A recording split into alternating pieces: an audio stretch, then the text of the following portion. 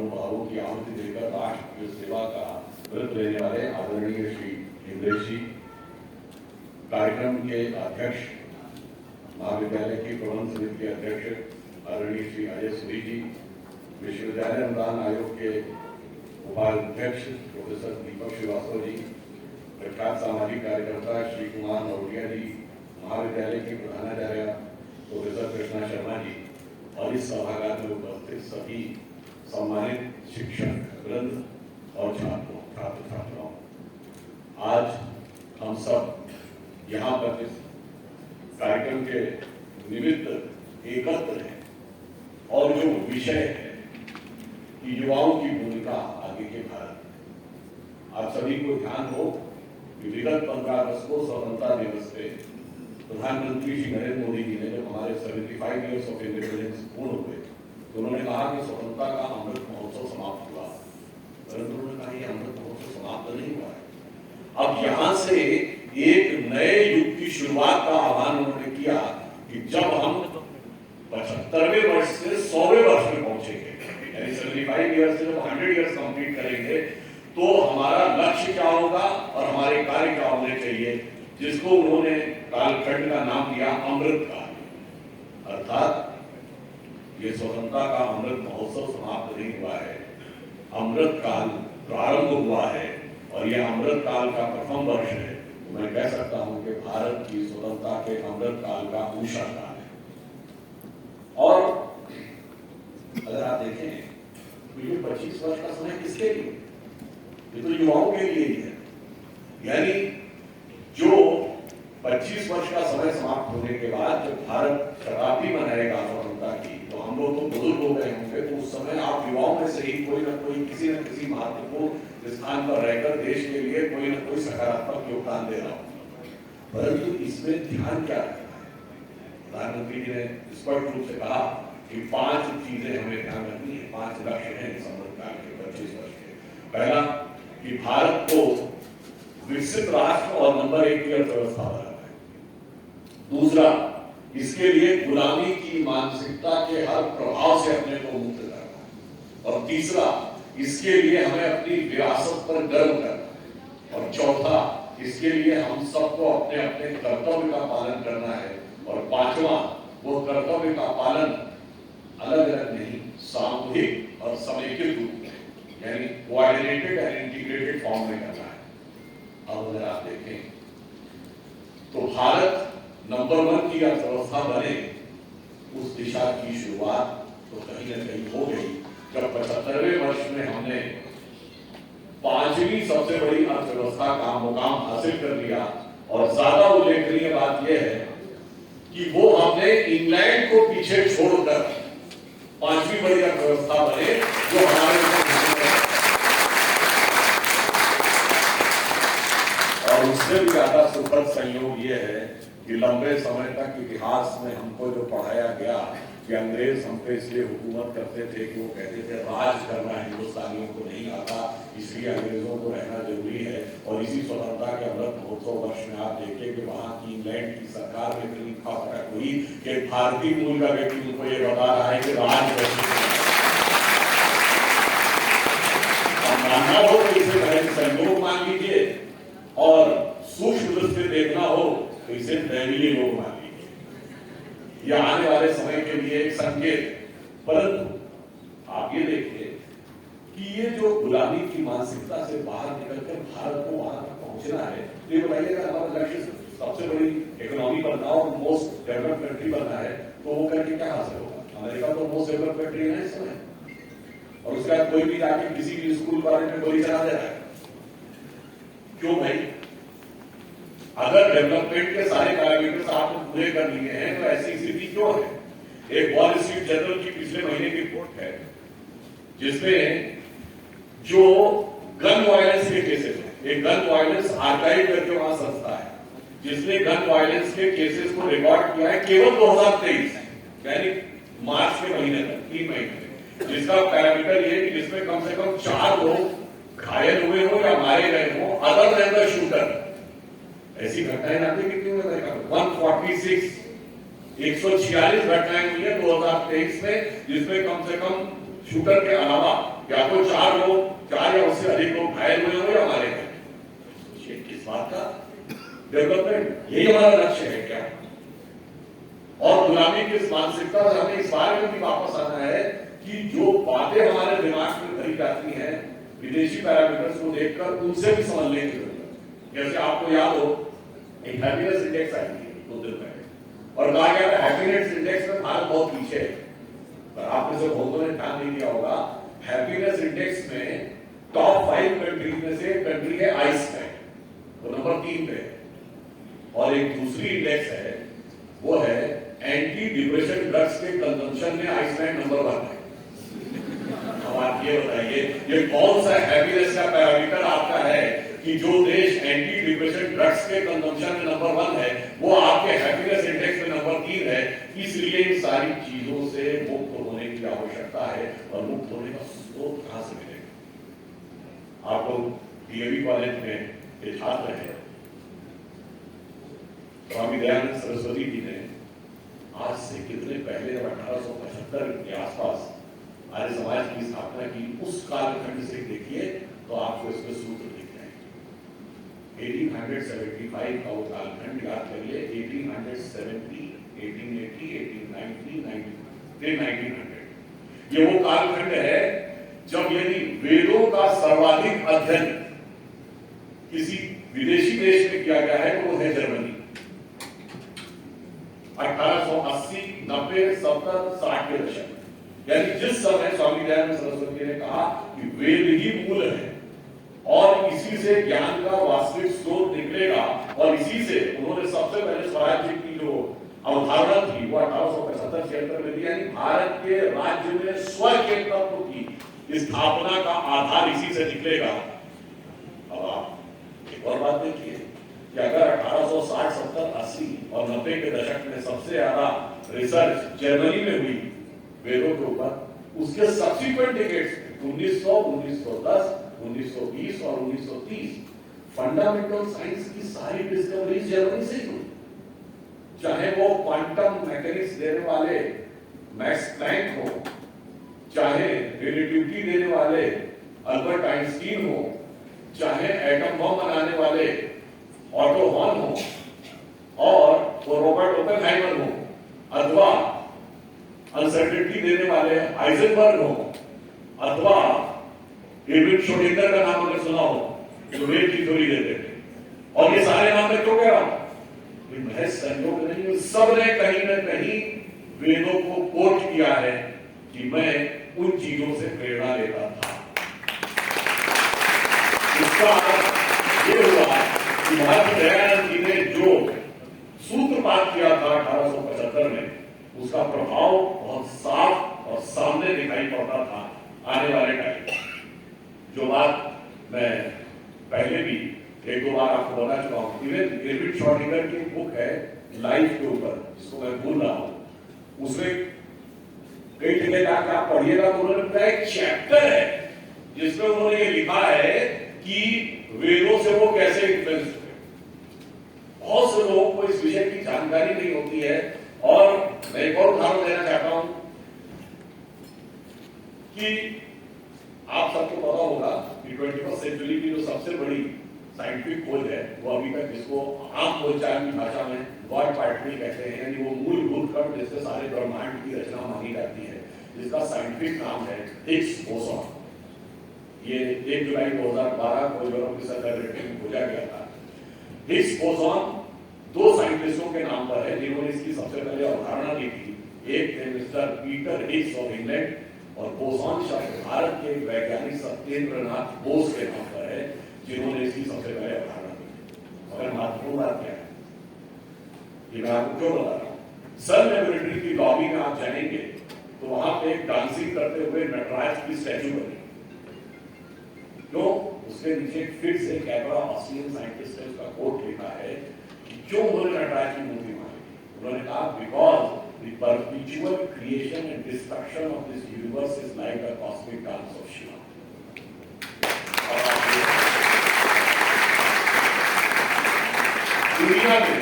दुनिया में कोई ऐसा धर्म ग्रंथ बताइएगा, दुनिया में कोई ऐसा ईश्वर का प्रतिरूप बताइएगा जो किसी साइंटिफिक लैब में इंस्पिरेशन के लिए लगा हुआ, साइंस के इंस्पिरेशन के लिए, किसी वैज्ञानिक की व्यक्तिगत आस्था के लिए नहीं, साइंस के इंस्पिरेशन के लिए लगाओ। और महत्वपूर्ण बात यह है उस लैब में लगाओ जहां उस धर्म को मानने वाले हैं ही नहीं, लगभग गारंटी है।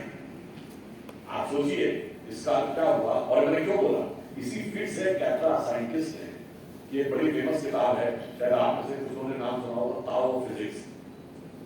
और उसी ने दूसरी किताब लिखी है, फिर से कैप्रा नहीं, अनकॉमन विजडम। उस अनकॉमन विजडम में वो वर्नर हाइजेनबर्ग को, जिसने की अनसर्टेनिटी की थ्योरी दी थी, उसको कोट करते हुए लिखता है 1972 में। हाइजेनबर्ग बहुत बूढ़े हो गए थे, मैं उनसे वियना से ड्राइव करके म्यूनिख मिलने गया, और ये वो कह रहा है कि हाइजेनबर्ग ने मुझे बताया कि concept of interconnectedness, relativity and uncertainty which I was unable to comprehend. I went to India in 1929 and had an elongated discussion with Rabindranath Tagore on the various nuances of the Vedantic philosophy, and from there I got a clear vision. और ये कौन कह रहा है? एक German scientist को coat कर रहा है, एक ऑस्ट्रियन साइंटिस्ट, विदेश में छपी किताब है, इसमें भारत कहीं नहीं है और संघी भाजपाई तो कोई नहीं। इसलिए जो लोग हमारी इस ज्ञान परंपरा का मजाक उड़ाना चाहते हैं, उन्हें उन लोगों से जाकर देखना चाहिए। और मैंने पहले भी बात बोली थी कि साइंस में सबसे कठिन विषय क्या माना जाता है? जो साइंस नहीं भी जानता तो कहते हैं दिस इज रॉकेट साइंस। एक फ्रेज यूज होता है, this is not a rocket science. अब रॉकेट साइंस का फादर ऑफ रॉकेट साइंस किसको माना जाता है? एक साइंटिस्ट है वर्नर वॉन ब्राउन, जिसने सबसे पहले रॉकेट इंजन बनाया। अब Wernher von Braun which is the father of rocket science, वो अपना गुरु किसको मानता है? The name of that person is a German scientist, his name is Hermann Oberth. और हर्मन ओबर्ट ज्ञान प्राप्त करने के लिए वेदों को पढ़ता था। ये किसने लिखा? एरिक इवान डाइकन, एक साइंटिस्ट है ऑस्ट्रिया का, जिसने अपनी किताब चैरियट्स ऑफ गॉड का उल्लेख किया। अब देखिए यहां भी सब विदेशी हैं, कोई इंडियन नहीं है। यानी रॉकेट साइंस के गुरु का, के पिता का गुरु कहता है मुझे पितरों से ज्ञान प्राप्त होता है। हमारे तबीयत में क्या है? हमारे धर्म में क्या है? अरे कुछ नहीं है, भेदभाव है, छुआछूत है, पाखंड है, ये अंधविश्वास है, सती है, जाति है, बस यही एक कॉन्सेप्ट बना के रखा गया। अभी इससे पहले बोला जा रहा था आपके समूह कि जो आपके विद्यालय में भिन्न भिन्न महाविद्यालय में कार्य करते हैं, उसमें वैदिक मैथमेटिक्स का भी उल्लेख है। अब ये बताइए, एक बार मैं सन 2000 में संघ की शाखा पे गया वॉशिंगटन में, तो जैसे वहां लोग आते हैं, मैंने ऐसी बातों को पूछा। वहां पर कोई बहुत ज्यादा भाषण देने की बजाय इंटरेक्ट करने की विषय ज्यादा था, तो मैंने कहा ये बताइए यहाँ क्यों आते हैं? तो मैंने कहा हमें अपने कल्चर और सिविलाइजेशन के ऊपर, ठीक है आपको अपने कल्चर सिविलाइजेशन पे गर्व होना चाहिए, सबको गर्व होना चाहिए, पर ये बताइए आपके कल्चर के सिविलाइजेशन में यूनिक चीज क्या है? कोई कहता है कि हम बहुत उदार हैं, हम बहुत अहिंसावादी हैं, बहुत धर्मपरायण हैं, वगैरह वगैरह, सच बोलो, परोपकार करो। तो मैंने कहा ये तो वो चीजें हैं जो हर सभ्यता, धर्म और संस्कृति दावा करती है कि हमारे यहाँ भी लिखा है। ठीक है, कोई पालन कर रहा, कोई नहीं पालन कर रहा, बात तो वो बताइए जो दूसरी जगह लिखा ही नहीं। उनका साबियत तो नहीं था, तो मैंने बोला, हमने कहा ये बताइए वैदिक मैथमेटिक्स का नाम सुना है? हमने कहा mathematics is a part of religious text, बताइए कहां सुना है? अरे धर्म से तो विरोध है विज्ञान का। Ayurveda is a part of religious text, वेदों का हिस्सा है आयुर्वेद, ऐसा कहीं सुना है कि medical science is a part of religious text, mathematics is a part of religious text? यहां पर we stand totally different than rest of the world. और सिर्फ इतना ही नहीं, जो एक दुष्प्रचार करने का प्रयास किया जा रहा था, लेकिन बहुत सिस्टमेटिक तरीके से हमें डिस्ट्रॉय करने की कोशिश की गई, और युवा वर्ग को यह समझने की जरूरत है। यदि स्वामी दयानंद सरस्वती जी ने डीएवी कॉलेजेस खोले तो उन्होंने अगर एंग्लो वैदिक कहा, तो मैंने इसलिए आपको बताया कि यूरोप वालों ने हमसे क्या सीखा और फिर कैसे वो रीपैकेज करके हमारे पास पहुंचा दिया। हम अपना मूल समझने में, खोजने में विफल हो गए, इसके लिए हमें समझने की जरूरत है। और आज आप ये भी बात समझिए, जितनी भी चीजें जो आज आपको बताई जाती है कि बाहर से हमने बाहर से चीजों को लिया, और हम एक उदाहरण के लिए कहता हूं, आजकल के जो यंग बच्चे हैं उनके जो फ्रेजेस जो हैं बात करने के, तो कहते हैं hi bro, bro short form of brother. आप बताइए साहब, ये ब्रदर शब्द कहां से आया? संस्कृत के भ्रात शब्द से, लैटिन में भ्रातर बना, फिर उससे फ्रेंच में गया, उससे अंग्रेजी में ब्रदर बना। और ये किसने बताया? ये सन 1780 और 90 के आसपास कलकत्ता हाईकोर्ट के जज रहे Royal Asiatic Society of Bengal के संस्थापक विलियम जोन्स 200 साल पहले से करके चले गए कि संस्कृत के भाग से ब्रदर बना। मगर आज गुलामी का प्रभाव देखिए कि हम भाग और भाषाशी को छोड़िए, उस ब्रदर का भी ब्रो बोलकर अपने को एडवांस मानने की कोशिश कर रहे हैं। इसलिए प्रधानमंत्री ने जो कहा है कि गुलामी की मानसिकता की हर चीज से हमें बाहर निकलने की आवश्यकता है। संस्कृत भाषा के बारे में ऐसा देखो, केवल एलिट वर्ग की भाषा है, इसमें तो बड़ा भेद है। तीसरा उदाहरण बताता हूं जहां पे हम बिल्कुल डिफरेंट हैं। वेदों में 20-22 विदुषी स्त्रियों का उल्लेख है। चैलेंज करके पूछता हूं, बताइए दुनिया में कोई एक ऐसा धर्म ग्रंथ बताइए जहां महिलाओं को धर्म ग्रंथ पर टिप्पणी करने का अधिकार। बल्कि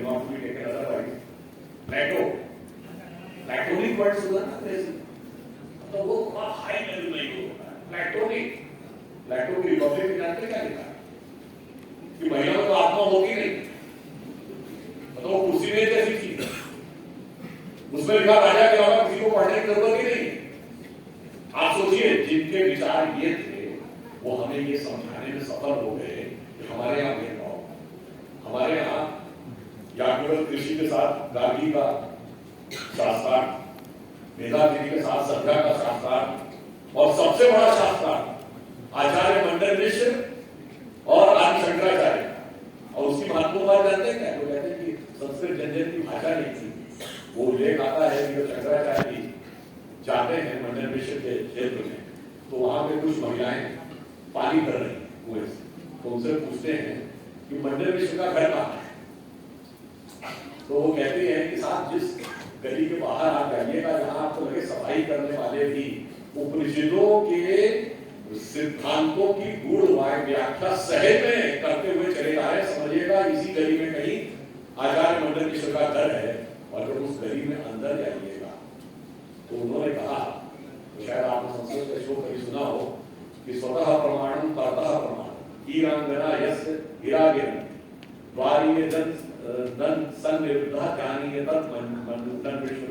इसका हुआ जिस मकान के ऊपर तोता और मैना बैठकर ये बोल रहे हो कि वेद स्वतः प्रमाणित है या प्रमाण की आवश्यकता है, ये बोलते हुए शास्त्रार्थ करते हुए दिख जाए, उस द्वार पर रुक जाइएगा और समझिएगा यही आचार्य मंडल मिश्र का घर है। अब आप देखिए, उसके बाद अब डिस्कशन होता दोनों में, और उस डिस्कशन का जज कौन? उनकी पत्नी उभय भारती। तो मैं चैलेंज के साथ कहता हूं, दुनिया में कोई धर्म ग्रंथ बताइए जहां पहले तो डिस्कशन का अधिकार, डिस्कशन के बाद उस डिस्कशन पे महिला को डिस्कशन करने का अधिकार, और तीसरा डिस्कशन हो तो पुरुषों के बीच में और जूरी बनने का अधिकार महिला को। ये हमको ज्ञान देते हैं कि हमारे यहाँ बराबरी नहीं। आप सोचिए ऐसा कोई उदाहरण। और मजे की बात क्या, आप मतलब उस महिला की जुरिस्प्रूडेंस देखिए, उस शास्त्रार्थ की शक्ति जानते क्या कि अगर शंकराचार्य हाथ जाएंगे तो वो संन्यास आश्रम छोड़कर गृहस्थ हो जाएंगे, और अगर मंडल मिश्र हाथ जाएंगे तो गृहस्थ आश्रम छोड़कर संन्यास हो जाएंगे। तो आप सोचिए कि उनकी पत्नी को पता है कि यदि मेरे पति को मैंने पराजित डिक्लेयर कर दिया तो I will lose my husband also, but still उसकी जुरिस्प्रूडेंस पे शंकराचार्य को भी भरोसा है। और अंततः जब शंकराचार्य मंडल मिश्र को पराजित करने में सफल हो जाते हैं, तो आपको पता है ये धारणा है कि दक्षिण में जो श्रृंगेरी मठ है उसके जो पहले शंकराचार्य बने आचार्य सुरेश्वराचार्य के रूप में, वो वही मंडल मिश्र जाके बने। लेकिन नॉर्थ साउथ का कनेक्शन भी है, सबके साथ समानता भी है, गूढ़ से गूढ़ इतनी सहज भाषा है कि सामान्य सफाई करने वाले से लेके और तोता मैना तक बोल रहे हैं, मगर हमारे दिमागों में भर दिया जाता है नहीं नहीं, ये तो केवल एलिटिस्ट भाषा थी, ये तो केवल हिंदुओं की प्रार्थना की भाषा थी, और इतना ही नहीं, जरूरत पड़ने में कास्ट से भी जोड़ देते हैं, केवल ब्राह्मणों की भाषा। सोचिए किस प्रकार का षड्यंत्र हमारे दिमागों में भरा जाता, और षड्यंत्र की पराकाष्ठा देखिए। आप सब ने सुना होगा एक फ्रेज, कालिदास और शेक्सपियर ऑफ इंडिया, और पिछले जो रामचरितमानस में लेकर भी बहुत बात हुआ। आपको पता है तुलसीदास ने अपने साहित्य में 1,40,000 शब्दों का प्रयोग किया, और कालिदास तुलसीदास से कहीं अधिक समृद्ध साहित्य रखने वाले काव्य की दृष्टि से, और शेक्सपियर ने 17 से 18,000 शब्दों का प्रयोग किया। क्या तुलना है दोनों के बीच में। और उसके बाद हमारे दिमाग में भरा है कालिदास और शेक्सपियर ऑफ इंडिया। अगर आप अंग्रेजी की कुल शब्दावली देखेंगे तो 1,70,000 के आसपास डिक्शनरी में वर्ड, एक्सटेंशन से एक्सटेंशन भी अगर आप खोज डालेंगे तो 4-4.5 लाख से अधिक नहीं है, इतने इससे ज्यादा तो कालिदास ने अपने साहित्य में प्रयोग करा। मगर इसके बावजूद हमारे दिमाग में यह बात भरी रहती है, और इतना ही नहीं, ऐसे एंगल पे भरा रहता है। छोटी सी बात कहूं, जो लोग आज कहते हैं आजकल की युवा पीढ़ी क्या मोहब्बत चीजों बड़ी रुचि लेने लगती, तो मैं ये भी कहना चाहूंगा भाई, ये जो आपको लगता है उर्दू की शेर व शायरी में पढ़ा तो शायद आपने से नहीं पता हो कि संस्कृत का mother of all languages Sir William Jones ने प्रूव किया किस था। वो सबसे पहले प्रभावित कैसे थे, वो जब कलकत्ता हाई कोर्ट के जज थे, यानी उस जमाने में सुप्रीम कोर्ट के जज, तो कालिदास के अभिज्ञान शाकुंतलम का मंचन हो रहा, तो साथ में कोई था जिसने टूटी फूटी अंग्रेजी आती थी, उसने उसको इंटरप्रेट करने की कोशिश की, तो वो इतने आकर्षित हो गए कि इतनी सुंदर सुंदर उपमाएं, मुझे तो ये ओरिजिनल पढ़ना पड़ेगा। और क्या वो पहले को कोई पढ़ाने को तैयार नहीं हुआ, बड़ी मुश्किल से कोई तैयार हुआ। जब उन्होंने पढ़ा और जब उन्होंने ओरिजिनल संस्कृत में जाके अभिज्ञान शाकुंतलम का चतुर्थ सर्ग पढ़ा, जिसमें शकुंतला की विदाई का दृश्य है, वो रात भर टहलते रहे। उनके लोगों ने पूछा साहब आपकी तबीयत खराब है, कोई प्रॉब्लम नहीं। मैं आश्चर्यचकित हूं, मैं पूरी तरीके से स्तब्ध हूं, क्या इतनी सुंदर कल्पनाएं भी की जा सकती है। मुझे ऐसा लगता है ऐसे कल्पना करके इतना सुंदर साहित्य वही व्यक्ति लिख सकता है जिसमें कोई दैवीय कृपा हो, वाकई ये दैव भाषा है। इसीलिए विलियम जोन्स ने सबसे पहले 2 ही ग्रंथों का अनुवाद किया है, एक अभिज्ञान शाकुंतलम और एक विद्याधर का हितोपदेश, जो फेमस मीराबाई के रूप में यूरोप में पाया जाता है। इसलिए मैं कहता हूँ भाई, कालिदास की अभिज्ञान शाकुंतलम पढ़ लो, मालविका की मित्रम पढ़ लो, अग्निमित्रम मालविका। आप ऐसी ऐसी चीजें हैं कि वो बाण भट्ट की कादंबरी पढ़ लीजिए, ये सब चीजें बचकानी लगने लगी। मगर मैं युवाओं से नहीं कहना चाहूंगा, एक और भविष्य में बहुत ध्यान रखिए। देखिए रामचरितमानस की कथा में एक संकेत आता है कि जब रावण आया था सीता जी का हरण करने, तो क्या वो राक्षस के वेश में आया, साधु का वेश बना के आया, और वो बार बार सीता माता से कहता है कि बस लक्ष्मण रेखा के बाहर आ जाइए, और जैसे ही वो लक्ष्मण रेखा के बाहर जाती तब उसका असली रूप दिखाई पड़ता है। मैं आज की युवा पीढ़ी से कहना चाहता हूं, उस कथानक को समझिए, किसी के भी व्यक्ति को फेस वैल्यू पे मत लीजिए, अपने माँ बाप से हर बात शेयर करिए, अपने टीचरों से हर बात शेयर करिए। अन्यथा मैं बेटियों से कहना चाहूंगा कि बेटियां इस संसार में संभल के चलिए जाए, ना जाने किस देश में कब रावण मिल जाए। और ऐसे मगर मैं बेटों से भी कहना चाहूंगा, बहुत स्मार्ट, अपने को समझने की जरूरत नहीं, सब मैं तो सब मैनिपुलेट कर लेता हूं, तो मैं उनसे भी कहना चाहूंगा कि बेटवा इस संसार में संभल के चलिए जाए, ना जाने किस मोड़ पर सूख रखा मिल जाए। क्योंकि ऐसे उदाहरण भी कम नहीं मिलता है। इसलिए युवा पीढ़ी से कहना चाहता हूं, लक्ष्य अपना सामने देखिए, लक्ष्य सामने देखिए, और वो भविष्य क्या है। क्योंकि आज मैं जैसे बात पहले बोला था, स्वतंत्रता आंदोलन के समय बड़ा फेमस शेर था ना, सर्वऋषि की तमन्ना हमारे दिल में है, देखना है जो आबाद में कातिल है। तो एक मूवी आई थी जिसमें उसका एक सटायर बना था, तो वो कहता सर्वऋषि की तमन्ना अब हमारे दिल में है, देखना है जोर कितना आबाद में कातिल है। आगे उसको सटायर में कन्वर्ट कर देता है, कहता और बिस्मिल काश आते आज तुम हिंदुस्तान देखते तो मुल्क सारा क्या कश्म और फिल्म है। और आज का लड़का ये कहता हम तो बिस्मिल थक गए, अपनी आजादी तो भैया गर्लफ्रेंड के देंगे। मैं इसलिए कह रहा हूं कि आप इन सारे षड्यंत्रों को समझिए, ये देश के अंदर भी चल रहे हैं, समाज के अंदर भी चल रहे हैं और बाहर की तरफ से भी चल रहे हैं। इसलिए मैं सिर्फ ये कहना चाहूंगा, ज्यादा समय न लेते हुए, कि भारत एक नए स्वरूप में उभर के सामने आ रहा है। उस नए स्वरूप का आधार आपको एक फैक्टर आपके सामने रखूं तो आपको बेहतर समझ में आएगा। आज की युवा पीढ़ी को बहुत भरमाने और भड़काने का प्रयास किया जाता है। हमें माँ बाप के खिलाफ मानने की जरूरत पड़ी, बड़ा भाई बड़ा बहन तो छोड़ दीजिए, टीचर तो छोड़ दीजिए, कोई हमारी जिंदगी में उनकी बात होती है, कैसे मान लेंगे उनका? मेरी सेल्फ एस्टीम है, मेरी भी एक आइडेंटिटी है, मेरी भी एक डिग्निटी है। जिस सभ्यता ने आपको ये समझाया है वही सभ्यता आपको समझाती है कि जब जॉब करने जाओ तो there are only two rules. Rule number 1, boss is always right, and rule number 2, if there is any confusion refer to rule number 1। एक जमाना था कि व्यक्ति अपने घर में माता पिता छोड़िए बड़े भाई बड़ी बहन ने कुछ बोल दिया तो पलट के जवाब नहीं देता था, पर अगर आत्मसम्मान की बात आ जाए तो इस्तीफा तुरंत दे देता था। आज इसका ठीक उल्टा है। सारी सेल्फ एस्टीम, डिग्निटी, आइडेंटिटी हमारी केवल माता पिता के सामने है। अगर बॉस बुरी तरीके से फटकारेगा तो भी ऐसी सर दिलाना है, जिससे कॉन्ट्रैक्ट मिलना है। अगर वो बुरी तरीके से अपमानित भी करेगा वो भी सर दिलाना, वहां कोई डिग्निटी है, कोई सेल्फ एस्टीम है। जरा सोचिए ये दिमाग में कैसे आपके भरा गया है। जरा सोचिए इस बात को लेकर कि आपको एक भविष्य का निर्माण करना है तो किस आधार पर करना है। इसलिए मैंने कहा कि जिन चीजों के आधार के ऊपर यह बताने, और एक उदाहरण बताओ, यदि चीजों से परिवार टूटते हुए जानते क्या असर होता है? अमेरिका में पर पर्सन, पर फैमिली, एक पर्सन का जो डाटा है वो 2.5 के आसपास, यानी एक परिवार में 2.5 लोग। वैसे वहां 50% लोग ऐसे हैं जहां मदर और फादर सिंगल रहे हैं। क्या आज से 50 साल पहले वो था 3.3 और 2.5।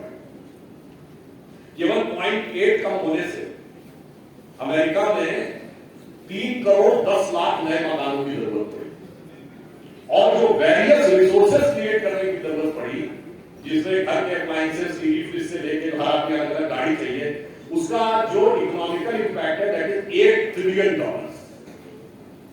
भारत में 50 साल पहले था 5.2 और 4.9, यानी बहुत भारी अंतर नहीं आया है। यदि हमारा 1 पॉइंट कम हो जाए तो हमें 6 करोड़ मकानों की जरूरत है। अगर हम अमेरिका के लेवल पे आ जाए तो 13 करोड़ मकानों की जरूरत होगी। You can imagine the impact on economy and impact on environment. इसलिए हम मैं बिल्कुल वो कह रहा हूं, एकदम कठोर यथार्थ में देख लीजिए कि जो भारतीय परंपरा, भारत और इमोशनल क्या होगा मैंने पहले बता दिया, क्योंकि मैंने सोशल एनवायरमेंट, हर आदमी पूरी तरीके से मानसिक रूप से टूटा हुआ, बस केवल जिसे कहता हूं फिजिकल ऑब्जेक्ट के साथ घिरा हुआ। इसलिए मैंने सिर्फ ये भी फैक्ट आपको बताया कि जो निरंतर परिवार को तोड़ने का प्रयास होता है, सबको, बच्चों को माँ बाप के खिलाफ पढ़ाओ, हस्बैंड वाइफ को एक दूसरे के खिलाफ पढ़ाओ, मगर मजे की बात क्या है, वहां तो कोई कंप्रोमाइज नहीं करना है। किस बात मुझे देश टूटने की बात आए, अरे टूटे टूटे के नारे लगाने वाले तो भाग्य में मरवाने इतनी सीरियसली लेने की जरूरत थोड़ी। वाह, देश को तोड़ने के नाम के ऊपर पूरी तरीके से उदार हो जाओ और परिवार के अंदर कठोर हो जाओ। सोचिए ये किस प्रकार की चीजें हमारे दिमाग में भरी जा रही है। और इसलिए मैं अधिक समय लेते हुए ये 2-3 विषय से आपके ध्यान में डालने थे। अब सिर्फ ये कहना चाहूंगा कि भारत एक नए स्वरूप में उभर कर सामने आ रहा है। वो भारत जो स्वाभिमानी भी है, वो भारत जो शक्तिशाली भी है, वो भारत जिसने हर गरीब और वंचित को उसके आवश्यक जीवन की उपयोगी चीजें देने में सफलता भी हासिल की है, वो भारत जो कि अपने आत्म गौरव को भी समझने में सक्षम है और उसके ज्ञान का जो स्रोत है, उस ज्ञान के, नॉलेज के बेस को समझकर दुनिया के सामने आने के लिए तैयार है। नॉलेज का आप पैराडाइम शिफ्ट करिए, उसके सारे बेस आपके पास है, आप वर्ल्ड के लीडर बने। दूसरे की टेक्नोलॉजी को इंपोर्ट करके आप समृद्ध बन सकते हैं, आप पैसे वाले बन सकते हैं, पर कभी लीडर नहीं बन सकते। टेक्नोलॉजी का पैराडाइम शिफ्ट होगा, वर्ल्ड का पावर सेक्टर शिफ्ट हो जाएगा। उसी एग्जाम्पल से बताता हूँ, सेकेंड वर्ल्ड वॉर से पहले वर्ल्ड का पावर सेक्टर अमेरिका था, क्योंकि पावर का प्रतीक क्या था? वो कंट्री जिसकी आर्मी के पास बेहतर आर्टिलरी, बेहतर एयरफोर्स, बेहतर टैंक्स, बेहतर मैकेनाइज्ड इन्फेंट्री है। सडनली अमेरिका ने एक एटम बम खोजा, अब आपकी सारी आर्टिलरी, सारी मैकेनाइज्ड इन्फेंट्री सब बेकार। जिसके पास एटम बम, टेक्नोलॉजी का पैराडाइम शिफ्ट हुआ, पावर का पैराडाइम शिफ्ट होकर चला गया। उसी प्रकार मैं कहता हूं कि भारत में हमारे उस वैदिक ज्ञान में जो स्वामी दयानंद सरस्वती जी ने निकाला था, और एक और भी महत्वपूर्ण बात है कि वो गुजराती मूल के थे, मगर हिंदी खड़ी बोली, हिंदी का पहला ग्रंथ सत्यार्थ प्रकाशी माना जाता है। ये भी उन्होंने लिखा, तो ये राष्ट्रीय और भाषाई एकीकरण के लिए एक सकारात्मक संदेश था। तो मैं सिर्फ अटल जी की कविता की यह पंक्ति कहकर बात समाप्त करता हूँ। बड़ी उनकी प्रसिद्ध कविता थी, हिंदू तन में हिंदू जीवन रग हिंदू मेरा परिचय। उसमें जो उन्होंने वेदों के बारे में लिखा है कि मैं अखिल विश्व का गुरु महान, देता विद्या का अमर ज्ञान, मैंने दिखाया मुक्ति मार्ग, मैंने सिखाया ब्रह्म ज्ञान। मेरे वेदों का ज्ञान अमर, मेरे वेदों की ज्योति प्रखर, मानव के मन का अंधकार क्या कभी सामने सका ठहर। मेरे स्वर लव में गहर गहर, सागर के जल में छहर छहर, इस कोने कर सकते जगती सौरभ में, हिंदू धर्म में हिंदू जीवन रग रग हिंदू मेरा परिचय। और इसीलिए आप देखिए, भारत में बढ़ते हुए आप राजमार्ग भी देख रहे हैं, हाईवेज बन रहे हैं, एयरपोर्ट्स बन रहे हैं, बड़ी बड़ी इंडस्ट्री बन रही है। आज देखिए कि वर्ल्ड में सेमीकंडक्टर की भी हमारी इंडस्ट्री बनने लगी, हम फाइटर प्लेन्स भी बनाने लगे, नया संसद भवन भी बन रहा है और भव्य श्री राम मंदिर भी बन रहा है। दोनों एक साथ बन रहे हैं। इसलिए मैं कहता हूं, स्वतंत्रता को समझिए, हमने बहुत कुछ पाया है, और जो खो रहे हैं उसका भी ध्यान रखिए। यह बिल्कुल ध्यान रखिए कि हो गए हैं स्वप्न सब साकार कैसे मान गए इस अमृतकाल में, टल गया सर से व्यथा का भार कैसे मान गए। राष्ट्र को सब लोग भूले, स्वार्थ है इनको मंत्र सारा, वर्ग जाति विभेद की अब बह रही है कलुष धारा। इस अमा के तिमिर को अब अरुणिमा क्या मान गए, टल गया सर से व्यथा का भार कैसे मान गए, हो गए हैं स्वप्न सब साकार कैसे मान गए। इसलिए इनको समझिए और बिल्कुल निश्चित रखिए कि समय आ गया है। अरुण गगन पर महाप्रगति का ये मंगल गान था, करवट बदला अंगड़ाई सोया है।